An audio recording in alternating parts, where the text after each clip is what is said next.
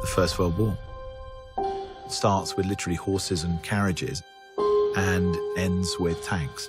So it's the moment where modern war, you could argue, begins. From the very beginning, I felt this movie should be told in real time.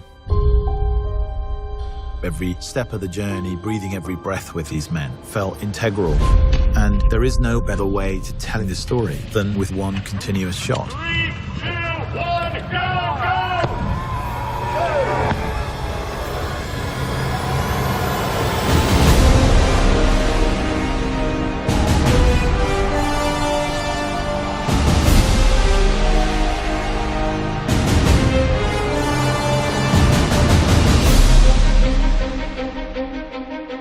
From the first moment I talked to Sam about the idea of it as a one-shot movie, I knew it was going to be really immersive. It's meant to make you feel that you are in the trenches with these characters.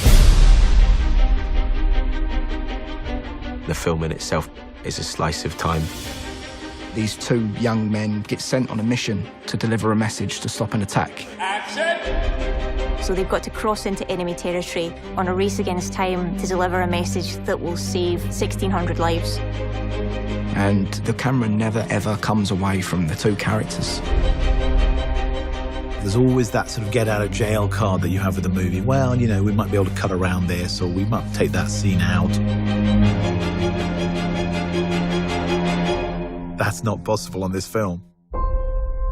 The dance of the camera and the mechanics all have to be in sync with what the actor's doing. When you achieve that, it's really beautiful and exhilarating. Sometimes you have a camera being carried by an operator, hooked onto a wire, and the wire carries it across more land, and it's unhooked again. That operator runs with it, then steps onto a small jeep, which carries him another 400 yards, and he steps off it again and goes round a corner. Let's go back to 1. This film does not take place in a series of interiors. This is endless exteriors. No location ever repeats, so you're constantly moving through landscapes. Being such an exterior movie, we're very dependent on the light and the weather. And we kind of realized, well, for a start, you can't really light it. Action. Because, you know, if you were running down a trench and turning around 360 degrees, there's nowhere to put a light anywhere. And because we were shooting in story order, we have to shoot in cloud to get the continuity from scene to scene. So some mornings, the sun would be out and we couldn't shoot. So we would rehearse. And we're rehearsing. And then we'd be waiting around, everyone with their eyes up in the sky, trying to see how long it'd take for the sun to move behind the cloud. And as soon as it comes over, you've got this 5-minute window. Everyone would be like, come on, go, go, go. Go, go, go! So you are also in the lap of the gods.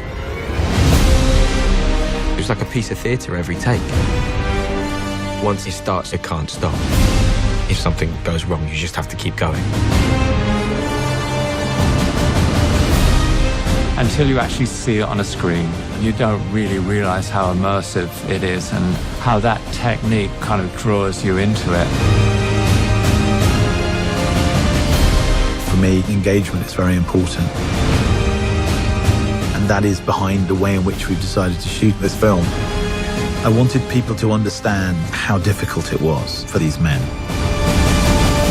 And the nature of that is behind everything.